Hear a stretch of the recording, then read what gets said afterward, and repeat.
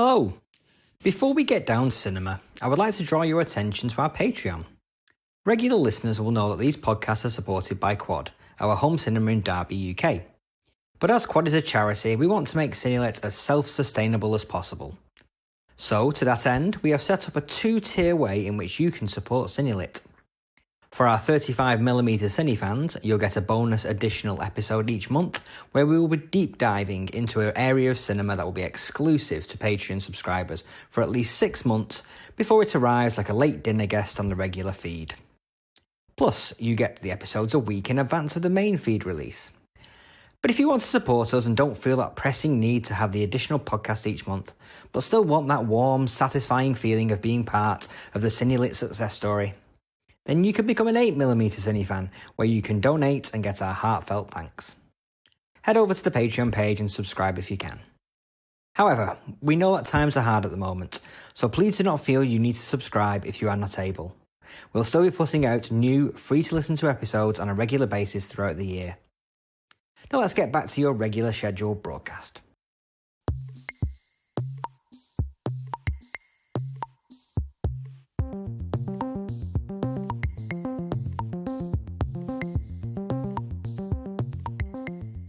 Welcome to another edition of Cinelit, a slightly different edition of Cinelit this time round.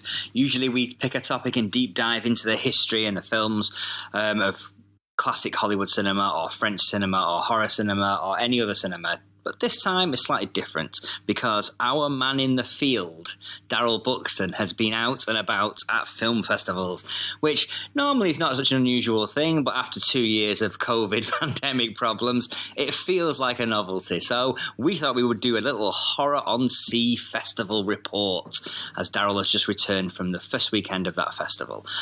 Hello, Daryl, how are you? Hi, Adam. It's great to be back from sunny Southend. Sunny Southend. Back home where I belong. Well, as far away from the sea as possible. Yeah, in Derby. they let me out. Yeah. Cool. So you've been to the Horror on Sea festival this last weekend. Yeah. It's a festival that runs over 2 weekends, but you've just been to the first weekend this weekend. It's a festival that you've been to many times before. How long has it been going now? 2013 was the first one. So, okay. And then obviously there was a break for pandemic reasons last year, and they've managed to get the festival off the ground again this year. I'm not sure when the podcast's going to be going out, but it runs over 2 weekends. So it's the 14th to the 16th of January, which is the weekend I attended. And we're actually recording this on the 21st of January. And in Southend, in about 10 minutes' time, they're going to be kicking off with weekend number 2, which runs from today, Friday, Jan the 21st, through to Sunday. So yeah, they've got 2 full weekends of programming there. Cool, lovely. So it's 2013. So this was set up by Paul Cotgrove. Yeah. So I met Paul Cotgrove many years ago when he came to Metro Cinema with his short film with Ingrid Pitt. Green Fingers, that's right. Yeah. So what was the genesis of this festival? Do you know? Yeah, I do. Yeah. Tell you a bit about my history with Paul. I've been going to the Gothic Film Society in London for many years, since the mid-'80s.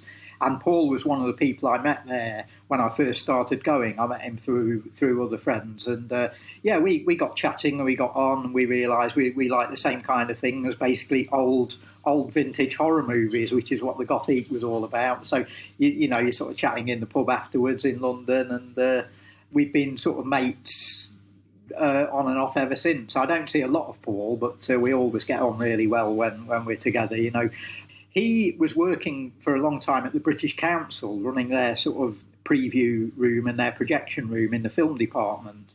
And I went down to see him a couple of times there, and we did a couple of things together down there. And then the British Council started having cutbacks and so on, and Paul lost his job, unfortunately. And he was sort of wondering, what do I do now? Because he was not a young man. I mean, he's sort of in his early 60s now, but this would have been probably sort of late 40s, I guess, for Paul. And he was sort of, what am I going to do? He's got a wife and young daughter. And then he had this sort of brainwave of, why don't I sort of stage film events around the Southend area and around the sort of estuary? He started doing that, and he set up this company called The White Bus, named after the Lindsay Anderson film. because Paul had some dealings with Lindsay Anderson's effects after he died. All of Lindsay Anderson's personal belongings were sort of left at the British Council for safekeeping. Oh, so wow. Paul was one of the people sort of looking over those, and he's always been a big Lindsay Anderson fan. So he named his company the White Bus, and they started doing events around Southend, sort of archiving film and putting on special shows. Then he started the Southend Film Festival in the summer, and that was successful. But because his first love is horror, he'd always sort of thought, oh, wouldn't it be great to do a horror festival? And that's really where Horror on Sea was born. Now, he's gone with January as his dates because, as we know from sort of running festivals here, they all tend to happen at once, and especially horror-themed ones all seem to happen around October time, Halloween. There's this sort of window from sort of August when you get Fright Fest through to sort of early November, and all the horror festivals happen then. And Paul thought, well, I'll avoid all that, and also I'll give people something to do after Christmas. And it's just perfect. It's absolutely great in that sort of bleak month of January when you've got nothing to do. Get down to Southend and watch 2 weekends of horror films. Well, when you say it like that, Daryl. Cool. So you've been running for many years, so probably a disclosure here, Daryl. You had a film playing at this weekend's Horror on Sea Festival. I did this time, yeah. I mean, because I know Paul very well, at the very first festival, 2013, he asked me to do a presentation there, and I did a little talk on an amateur filmmaker called Michael J. Murphy, who's probably worthy of a podcast all of his own, I think, sometime. But Michael was the sort of pioneer of the type of film that Paul is playing, because Michael J. Murphy was making this type of amateur horror movie from the mid-1960s when he was a teenager right through to the time that he died about 6 or 7 years ago. And what Michael was doing for all that period is now the norm in British horror movie production. He was one of the first guys to sort of go out there and do it with nothing, just making films with his mates, with very cheap equipment, but just getting out there doing it, not bothering about sort of submitting them for certification or trying to get them played in cinemas or anything. And what he was doing all those decades ago has now become the norm. So Paul sort of asked me to do a talk on Michael at the first festival. And one thing he's always done and always encouraged over the years at the festival is for people to get out there and make their own films. And he loves putting on movies by his mates. It's not necessarily just because we're his mates. It's because he recognises we're in this sort of lineage, this tradition that's happened in Britain of amateur filmmaking over the years and semi-professional filmmaking. There are elements of sort of cronyism and so on, but the films stand up. The films are good. I was about to say that when all your mates are filmmakers, it's hard not to be accused of cronyism in that respect. I guess so, yeah. And the thing is, the community at Horror on Sea is so very strong and so tight-knit and so helpful. Everybody sort of talking to each other and helping each other, that you all go in and watch each other's films and you support them and you're sort of rooting for the new film by whichever person it may be, Pat Higgins or MJ Dixon or somebody. The Horror on Sea sort of got its own little round of superstars as well. With Pat Higgins, who's a local filmmaker from the Southend area. He again has been making films for getting on for 20 years now. So he's something of a pioneer. He was doing this in the sort of early part of the 21st century and is making quite a success of it. More recently, we've had people, we've interviewed on the podcast, people like Michael Fausti, Tom Lee Rutter, people like that. People who submitted films to Quad for Paracinema and for the Derby Film Festival have also had films shown at the Horror on Sea Festival. Liam Regan, who we were talking about earlier on, before we started recording today, with his film Banjo, or My Bloody Banjo, that played at Horror on Sea, and we then bought it here, and it went down very well with a certain portion of the audience.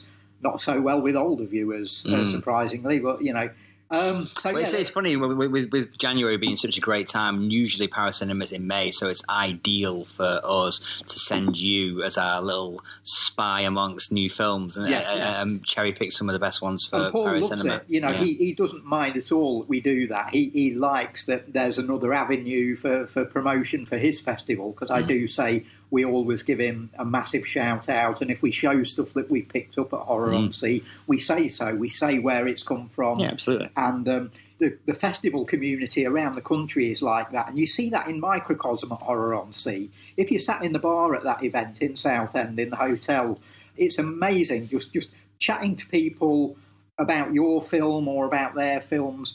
And projects even spring out of that. And then Paul sort of shows them the next year. You'll have a situation where you get 3 filmmakers sat around having a drink and introducing themselves to each other. Before you know it, over the weekend, they formulated plans to make a film together. They then go out and shoot it in the summer, and then Paul shows it the following January. In fact, there's a guy called Sing Lal who sets up a sort of old school video store display in the hotel lobby or in the bar area at Horror on Sea. And what he does is mixes old videotapes, real tapes, vintage VHS tapes, with mocked up covers for a lot of the new films. And he sort of puts them all in between each other. And it's a great display. It's brilliant for photo ops and so on. And Paul, last year or 2 years ago, Paul sort of said to Lal, I've got an idea. It's great that you do this display. It's fantastic. We can all get our photos taken in front of it. Why don't you do a compilation movie, an anthology movie with like 5 or 6 short films? Get some of the key directors that come to Horror on Sea, get each of them to direct an episode, and you could put it out under the banner, Sing Lal's Video Tales of Terror or something like that. And they're doing it. They're shooting it this year. Tom and Michael are both involved. Other filmmakers from the community are involved. And I guess it's going to be ready for next year's festival. So it's so lovely to see this community spirit. I was chatting to Michael Fausti over the weekend, actually, last week, and in the casino, late night casino, which is next door to the hotel, which is like it's where everybody goes after the last movie, and you sort of stay there drinking till about 4 a.m, and it just extends the chance to meet and chat and associate with people. Me and Michael Fausti were in there chatting, and we were talking about punk bands, actually, and talking about the whole punk movement. And then we both suddenly, a light bulb went on, and we realised everything we're saying about what happened in punk in the late 70s and post-punk in the early 80s applies to what's happening at Horror on Sea. It's the same sort of communal vibe. It's the same sort of everybody help each other. It's the same thing as when punk and post-punk had these sort of regional factions where you'd get loads of great bands from Sheffield or loads of great bands from somewhere on the south coast, Brighton or somewhere. And that's happening in this level of film now, particularly with Tom Lee Rutter and people like James Taylor and Baz Hancher, who have got this what sort of known as the Kidderminster posse. Who would have thought that Kidderminster would become a sort of focal point for British horror cinema in the 2020s. And even my film Ouija Geist, that played at the festival this weekend, was directed by John Walker, who's from Dudley, and filmed in Dudley. So it's all part of that West Midlands scene. So even as an East Midlander, I've been sort of co-opted into that whole West Midlands film scene, and it's so exciting to be part of a sort of regional film scene, having grown up on listening to bands who were doing that. They're going to need a better name than Kidderminster Posse, though. It sounds like a really bad boy band from the 90s. So let's try and work on something. But yeah, so this year was a kind of delayed year for the festival. Yeah. So we've had obviously a pandemic year where the film festival was cancelled. They didn't decide to go online. A lot of festivals went online. No, Paul's old school, I think. Okay. He needs someone to show him how to do all that, and rather than do that, I think he just thought, let's take a year off. He's had his health problems as well, so it gave him a year to sort of just relax and recover a little bit. So, and I mean, one dilemma that Paul faced with doing that is what he decided to do was, for his 2022 festival, he just thought, well, I'm just going to use the 2021 programme. I'm not going to programme anything new. of course, what happened in that sort of gap year or that gap 18 months is that lots and lots and lots of people made pandemic and COVID movies and lockdown movies, So there's almost like a missing year for those people. Now, Paul, next year for 2023, of course, is going to have effectively last year's films and this year's to pick from. Is he always going to be a year behind now? Well, I think he'll just sort of call it on the 2023 one and say, well, what we're going to do is pick the best of the past 2 years rather than the best of the past year. And the festival's always a little bit fluid, and because people are arranging their own distribution of these films, they're not going through proper distributors or anything. It's often the case that films that were made 2 or 3 years ago have still got a currency. They're still doing the rounds of the lower end festivals. Well, I think with this kind of a festival, I mean, it's sad to say distribution channels have dried up for films, but there's more films being made every year than ever before. So the distribution channels for getting those films out and about and doing the traditional route of a festival, then a DVD release, and I guess then now to streaming it's kind of like not old-fashioned is the wrong word, but it's kind of like an unrealistic road to go down for 95% of films being made. Yeah. So 2 years on, a lot of these films have not got wider distribution unless they've done their own DVD releases and Blu-ray releases.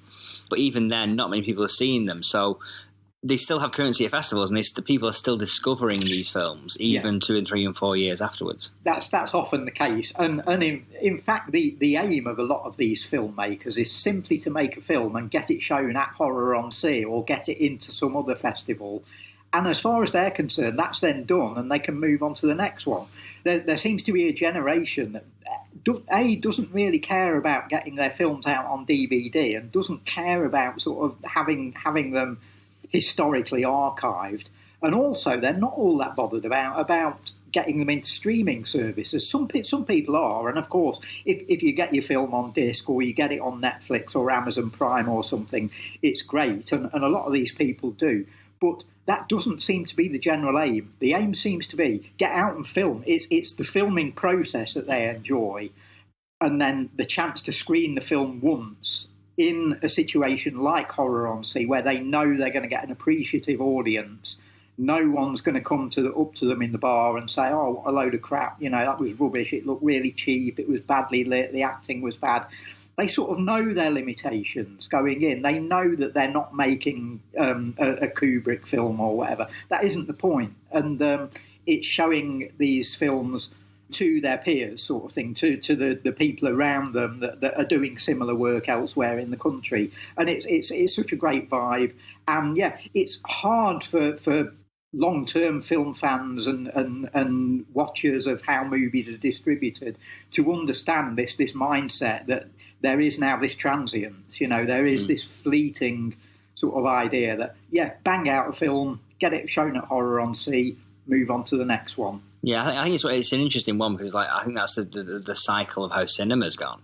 You have cinema, if you don't see it in the cinema, it's gone. You're never going to see it again. Sure. And then home video came in, and suddenly it's like every movie you could have and own, and now streaming, you can literally call it up whatever time of day you want. But there's a whole generation who that means that it's just devalued film in some way. So maybe that's some of that seeping through into the consciousness. Yes, and I think the value of film by this particular generation is now seen in the making. It's seen in the process of actually going out and filming rather than the finished product, doing something with the finished product. They want a finished product and they want it to be good, but all they then want is the respect of like-minded people. Yeah. And that's what they get at this particular festival. And it's also like the respect of I've made a film. Yeah. Whereas it's not here's the cinema, kind of like auteur theory kind of thing. But it's just like, you don't really know what it's like to make a film unless you've made a film. And you don't know the hardship it goes through and all just to get it over the line, just to make a terrible film. Yeah. And people say these days that anyone can make a film, and that's true given changes in technology and so on. But it's amazing how many people are still out there who talk a lot about making films and then never actually do it. These guys do it, and there are a lot of them, but percentage-wise, it's not all that many. And it is great that there are people like Sam Mason-Bell, who's actually from the same sort of area as Michael J. Murphy, who I mentioned earlier. So Sam has sort of taken up Michael Murphy's lineage. He's sort of carrying on the tradition of this Portsmouth area low-budget filmmaking, and Sam has become... He's sort of taken up the baton from the Michael Murphy generation. He even works with some of Michael's actors, people like Patrick Oliver and Steve Longhurst, who've been doing this stuff for 40 years in Mike's films, and now involved with the new generation around the South Coast. And Sam absolutely churns out films, and some of them are very good. We had one called Millennial Killer submitted to us, which me and you watched. I know neither of us liked that at all, did we? It's one of those things with Sam's films that he makes so many of them. And it's just not aligned, right, with Paracinema, where we've enjoyed the one that he's made in that 3-month period. Where we've enjoyed it. But like the ethos of what he's doing down there really chimes with what we show at Paracinema, what we want to do at Paracinema. It's just finding the right one to show at the right time. I know, and if he's making like 3 or 4 a year and is involved in maybe writing other stuff and doing episodes of web series and things like that. You don't even know with him what's a film and what isn't, because he'll do shorts, he'll do things that are part of a series, he'll do films that are an hour long, he'll do stuff that's full feature length, and the quality sort of varies, and he does sort of docudramas, and he does sort of like fake found footage things, and then he does more conventional movies, and he's just all over the place. But the guy obviously just loves getting out there, picking up a camera and pointing it at something. It was a real shame that we neither of us enjoyed Millennial Killer enough to select it, because that title is $1 million title. Oh, it's great. Millennial Killer. Oh, wow, what a title. It's great. Yeah. I mean, Sam has shown other stuff at other festivals, which I've really, really enjoyed, and I don't know. I think I've only met Sam sort of in passing once, and so I've not had a good chance to sit down and chat to him, but I'd love to know what he thinks of his own films, because I sort of get the impression that he may not actually know whether he's made a good one or not, and I don't think that's the point with him. It's all about just getting out there and making films, whether they're good or bad is almost accidental, and it doesn't matter to him. It doesn't seem to matter to some of this generation of filmmakers. Some of them set out to make quality work. I think Tom Lee Rutter has definitely got a vision, and knows what he's about and knows what he wants to make. But a lot of these guys that are going out shooting 2, 3, 4 projects a year are just doing it. They're getting their sense of achievement and fulfillment simply out of the act of making the films and getting them completed, and then it's on to the next one. Yeah, absolutely. The format of the festival is at one screen, showing back-to-back films from 10 a.m. through till midnight. Yeah, it's all set in a big hotel on the Southend seafront, and they've got a big ballroom where Paul sets up an indoor screen, and it's the hotel seating, just chairs sort of put out in rows every night. So, yeah, they've got their sort of projection equipment at the back, and it's all done through sort of digital projection, which sometimes works and sometimes doesn't. That's become part of the festival law, is that you never quite know whether the film's going to get through to the end or not. But they did show a film one year that actually played on that. They showed this wonderful little short where a psycho killer was sort of stalking somebody up a sort of a street, up a sort of side road, and then the film freezes. And the whole audience sort of groaned, "Oh, not again, horror on sea. Why do the films always freeze up?" And it was done on purpose, because what they then did was a live event where the killer from the movie disappeared off the screen as we were complaining about why is he juddering on the screen? Why is he frozen? The image then disappeared, and he came rushing round from the back of the screen to attack the director live. What a great idea. And Horror on Sea often does those sort of gimmicky sort of things. They've had films shot during the weekend of the festival as well, and then shown at 8 o'clock on the Sunday night, in like a 48-hour challenge sort of thing. So yeah, it's got that whole sort of DIY vibe to it, and shoot a film now, or use the sort of challenges of the festival, and use the legends of the festival as part of your own movie. So yeah, it's all based in this hotel in Southend. And what Paul does is, on the Friday, Saturday and Sunday, he divides the day up into 6 slots of 2.5 hours each. So they run from 10 o'clock in the morning through to about sort of sometime after midnight. And Paul, being a seasoned festival goer himself, does the crucial thing. Two things.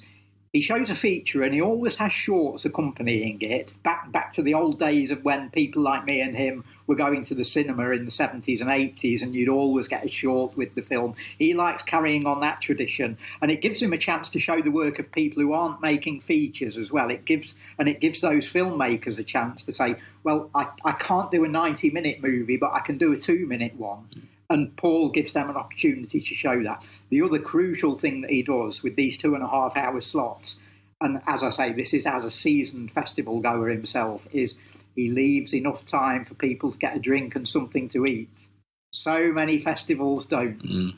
And we all appreciate that and love that. So, and it gives people a chance to chat in the bar and talk about the film they've just seen, which is where the whole community thing comes in. It's so well organised and so well planned out, and it's done on purpose. Yeah. Paul has set out to do that.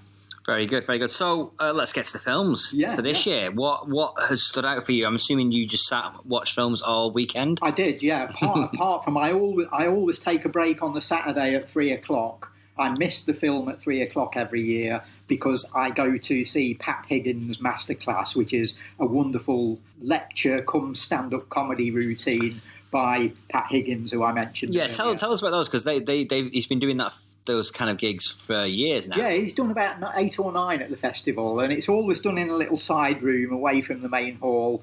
And Pat usually gets an audience of a few dozen people in there, and often it's young filmmakers or people that are striving to make projects of their own. And Pat's great because he is a guru, in this scene. He's been doing it, as I say, since about 2003, 2004, so getting on for 20 years.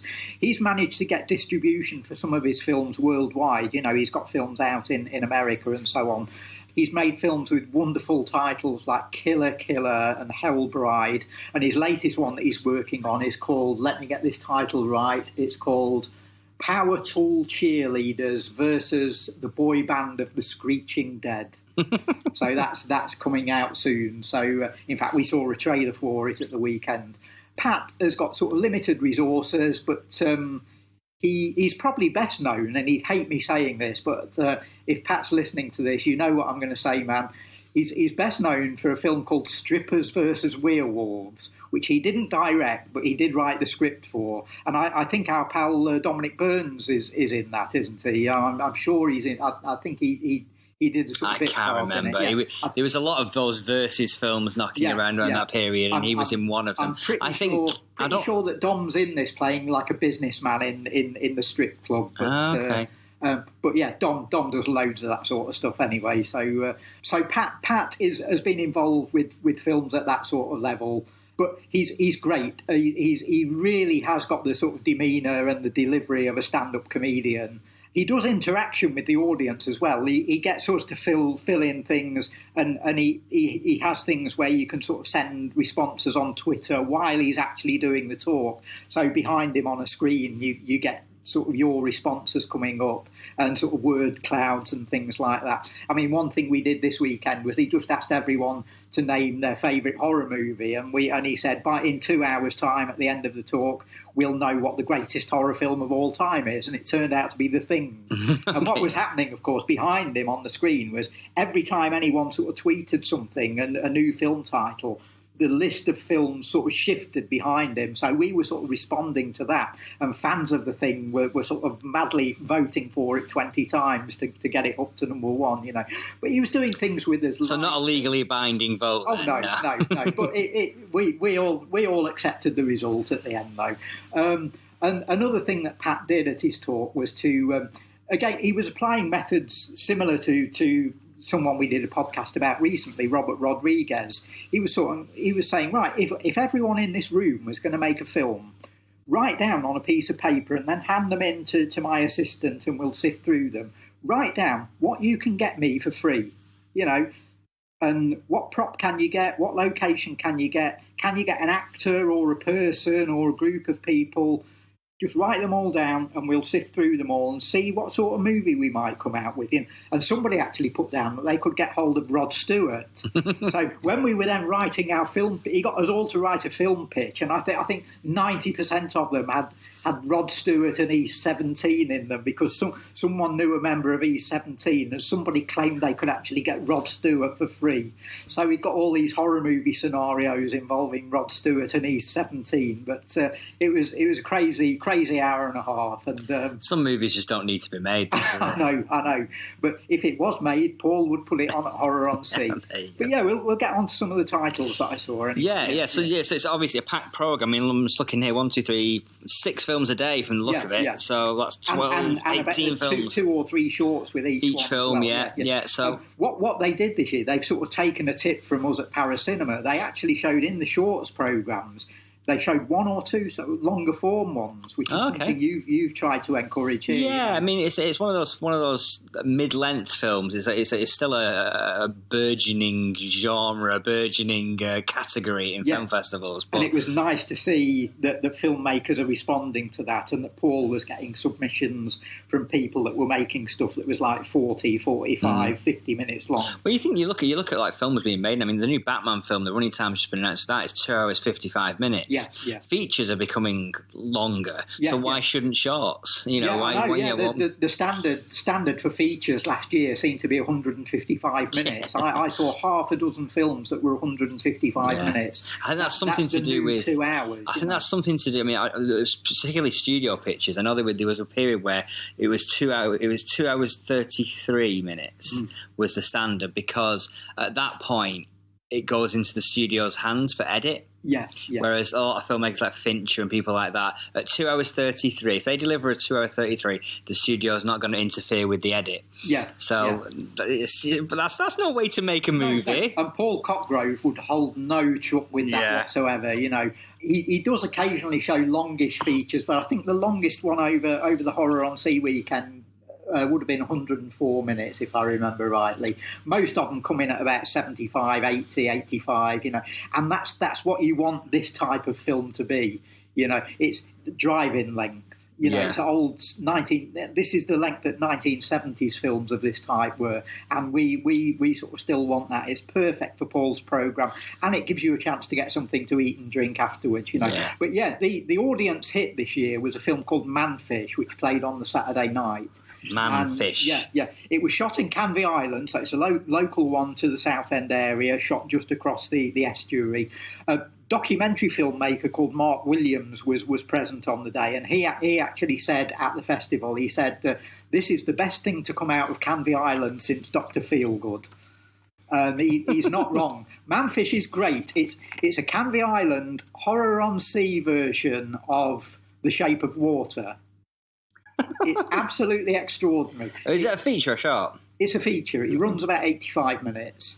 So the idea is that this sort of creature from the Black Lagoon, or sea devil type creature, emerges from the estuary, the Thames estuary, and comes up onto the shore, is discovered by this group of local gangsters and drug dealers, including there's one woman involved with them who's married to a bit of a sort of milquetoast, a bit of a sort of wimpy type husband, you know, and the gangsters all sort of laugh at him and wonder what she's doing with him, and one of them's having an affair with her, and there's like this guy who's like this wimp who's on the side, you know, and they get him to do menial tasks like doing all the drug wraps for them and things like that, you know, and he has this sideline where he sort of makes ornamental boxes by gluing shells to them, like jewellery boxes, that he then sells at the bottom of his drive.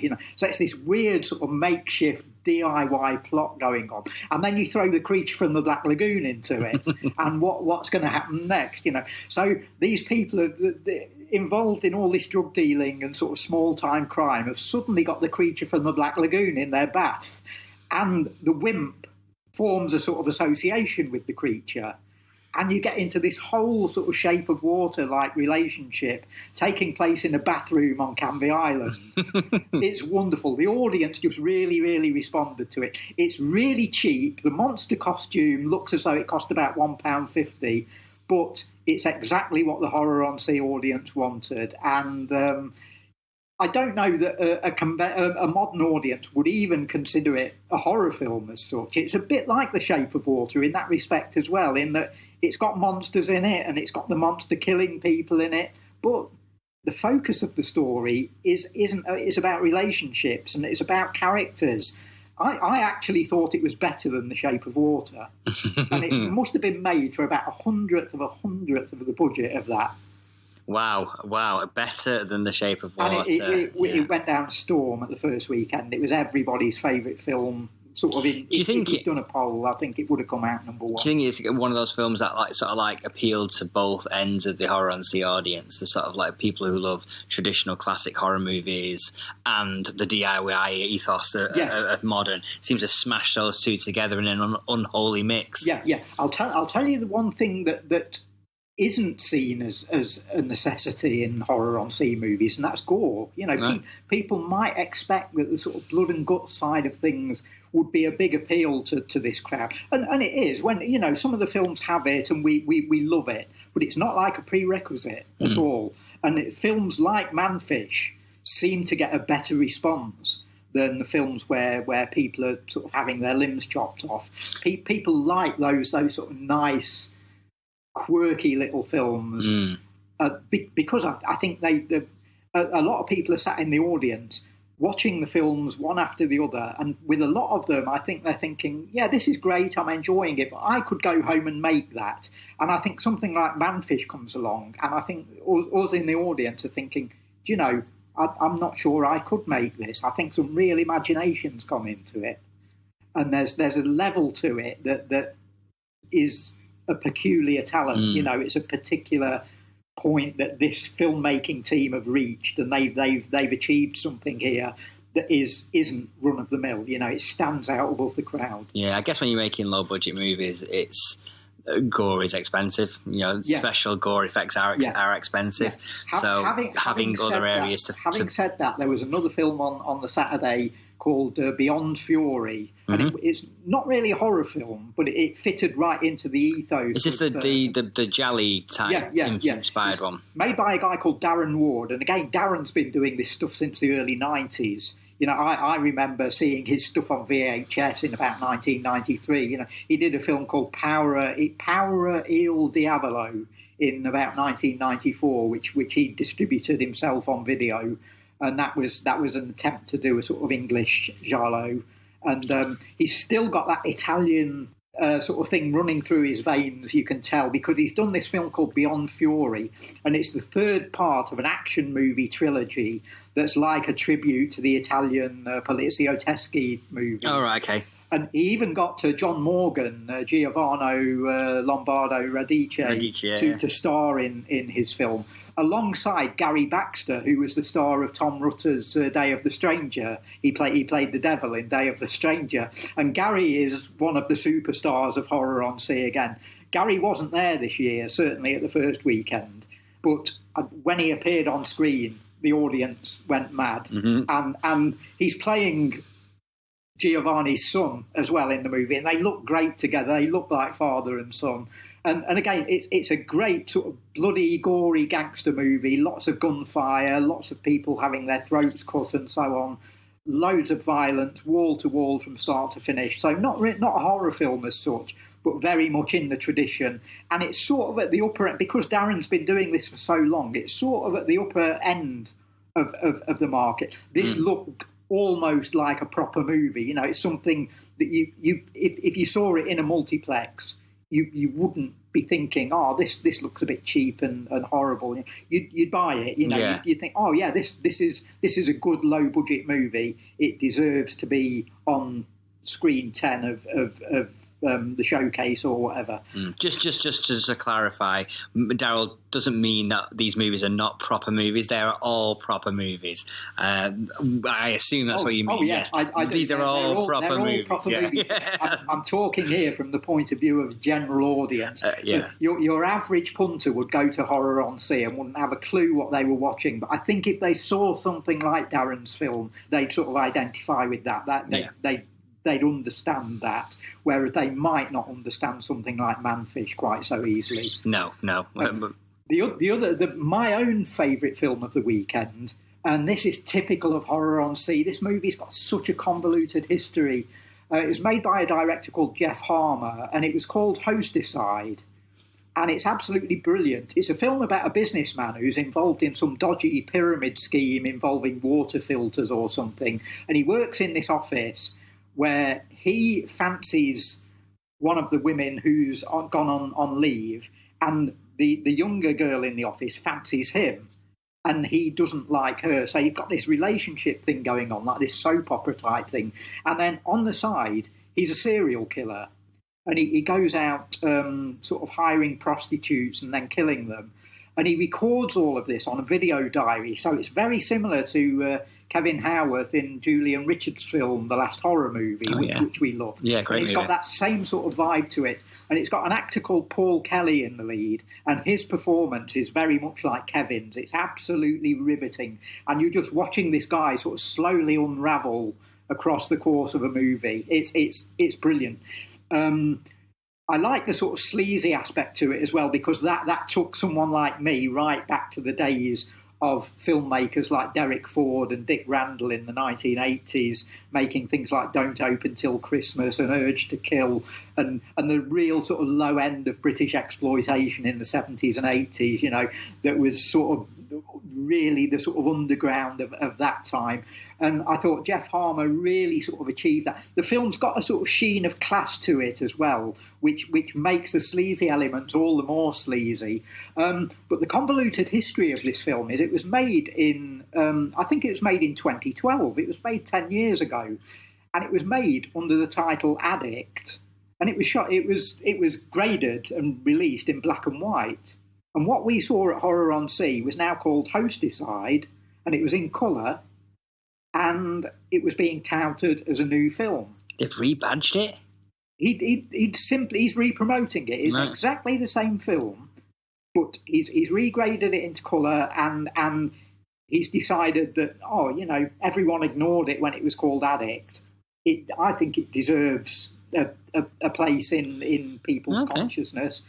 I'm going to re-promote it and sell it as a new film. And it worked for me. I didn't know. I was chatting to MJ Simpson, our great pal from Leicester, and a great supporter of this type of thing. MJ had never been to Horror on Sea before, which is amazing, because he's like the man when it comes to 21st century British horror and sort of archiving it and recording it. But he was there actually selling copies of his books on the new wave of British horror. And I got chatting to MJ sort of in one of the intervals, and I was describing Hosticide to him, and I mentioned water filters to him as part of the plot. And a bell sort of rang in his head, and he said, water filters? He said, I've seen a film about water filters. He said, Addict. And I said, I think the director mentioned that and said it's the same film. And MJ had seen this some years earlier in black and white. So, but what you can also get at Horror on Sea occasionally is someone actually... Jeff has simply regraded his film to colour and renamed it, but it's the same movie. But you also get at Horror on Sea people sometimes re-editing a film. Sam Mason-Bell or somebody might do this. They might pull a film from 5 years ago, maybe shoot a few new scenes for it, add those to it, re-edit it, maybe give it a new title, maybe not, and bung it back up on the screen. It's very similar to what directors like Jess Franco were doing in the exploitation world of the 70s, Or one very common thing at Horror on Sea is that you'll go there one year and you'll see a supporting short, And then 2 years later, you'll go back to the festival, and that short's been expanded into a feature, and you see the feature. So filmmakers are constantly tinkering with their work and screening shorts, or making part of a feature and then running out of money, or just losing interest in it and going off and doing something else, and then coming back to it a few years later and thinking, oh, I might as well finish that off now. And you've already seen 15 minutes of it, as a preview at one festival, and suddenly you're seeing the whole thing and you're thinking, haven't I seen this before? Or this looks familiar, And so, yeah, it's all very fluid, and it's so difficult to keep up with what's going on the scene. You almost have to keep careful notes in the ledger, or have like a sort of pattern, like detectives do in TV shows, have this chart on the wall, sort of charting all this stuff and trying to figure out, this short turns into this feature movie, this film's a re-edited version of that one from 10 years ago. It's crazy. It must be. Obviously, we talked about this earlier on, but like the sort of like mentality of archiving films and just being the historian types that a lot of your generation and my generation where it's like, okay, it's out on DVD, that's the definitive version. All that's gone out the window now. Impossible. It's absolutely it must be impossible. Like OCD for those people must be going crazy. There are people out there making films that don't even know about Horror on Sea and are just making films for their mates on YouTube. They bung them up online. Once all their mates have watched them and their aunties watch them, they delete it. Yeah. And there are films out there we never even know about. And we'd love to know about them, but those days of actually being able to compile complete checklists of films, I still try, but it's a losing battle. People like me, David Dent, MJ Simpson, are all out there trying to sort of archive this stuff, but I don't think anyone of the generation that's making it is interested in archiving it, even their own films. No, they might in 10, 15 years' time, though. Who knows? Maybe they'll look back and go, actually, that was a very important period. We need to go back into that and delve back into that deeper. It could be, but I think we're already at the stage where we're losing stuff. There will have been films shot in 2022 that now don't exist.